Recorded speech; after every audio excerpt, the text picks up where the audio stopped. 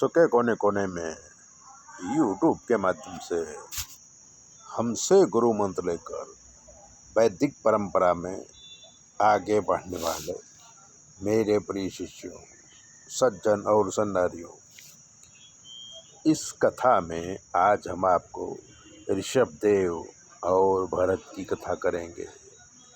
नाभि नाम के राजा थे। उनकी रानी का नाम मेरु देवी था।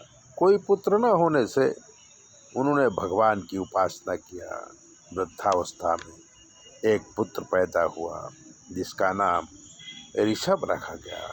ऋषभ का अर्थ होता है श्रेष्ठ। पुत्र किशोरावस्था में आया तो राजा नाभि इस बालक को ब्राह्मण को सौंप दिया और कहा इसे हर प्रकार की विद्या सिखाएं।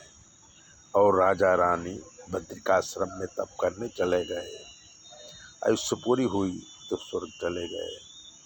बहुत वर्षों तक गुरु के सानिध्य में रहकर ऋषभ ने विद्या अभ्यास किया।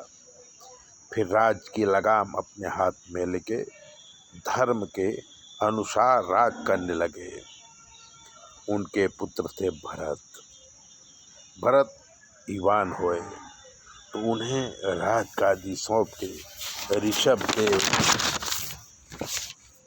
वन में जाकर के संसार को त्याग कर दिया और शांत चित्त से भक्ति करने लगे। वो किसी से बात नहीं करते थे और एकांत में रहते थे। जगत में अघोरी बन के घूमते थे। नहाना धोना बंद कर दिया। जो मिले खाते और जंगल में घूमते रहते। और लोग उन्हें पागल कहते थे। बच्चे पत्थर उठा के मार देते पर ऋषभ कुछ नहीं बोलते थे। उनका शरीर काला पड़ गया था। अब वो एक जगह अजगर की तरह पड़े रहते थे और वो भी साधना करते थे। और एक बार घूमते घूमते वो दक्षिण दिशा में गए। जंगल में आग लगी और ऋषभ देव उसी आग में जलकर प्राण त्याग दिया। ऋषभ देव के पुत्र थे भरत। भरत राजगादी पर आए और राज करने लगे। वो प्रजा की दुख दर्द तो अपना समझते और राजकाज चलाते थे। एक बार भरत नदी में स्नान कर रहे थे। संध्या कर रहे थे। तभी एक गर्भवती मरगली पानी पीने आई।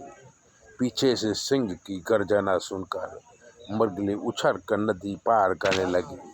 तभी उसका गर्भ गिर गया गर्भ और मरगली तुरंत मर गई। मरगली का बच्चा पानी में डूबने लगा। भरत मुनि ने देखा तो उन्हें दया आई। अब वो मृग के बच्चे को बचा लिया और अपने साथ ले आए। उसके खाने पीने की व्यवस्था किया। कोई पशु उसे मार न डाले इसका वो हमेशा ध्यान रखते थे। भरत सोचते कि इस मृग को मैं ही बाप हूँ, मैं ही माँ हूँ और 24 घंटे मृग का ही ध्यान रखने लगे और उसकी ममता में सब भूल गए। इस प्रकार ईश्वर को भूलकर भरत मृग के ही विचार करते रहे। भरत का अंतिम काल आया तो एक ही नज़र से मृग को देखते रहते थे और सोच रहे थे कि मेरे बाद इस मृग का क्या होगा। ऐसा सोचते हुए उनके प्राण निकले। अंत समय मृग का ध्यान कर रहे थे तो दूसरे जन्म में उन्हें मृग का शरीर मिला। ऐसी हैं कथाएं हमारे शास्त्रों में। तो चैनल को सब्सक्राइबर करिए, लाइक करिए। और अगर आपके जीवन में कोई कष्ट है तो 9825200108 पर फ़ोन कर लीजिए। हम आपको बताएंगे कि आपके जीवन में क्या कमी है और आपको क्या करना चाहिए। चैनल सब्सक्राइबर जरूर करें, दूसरों को भी भेजें।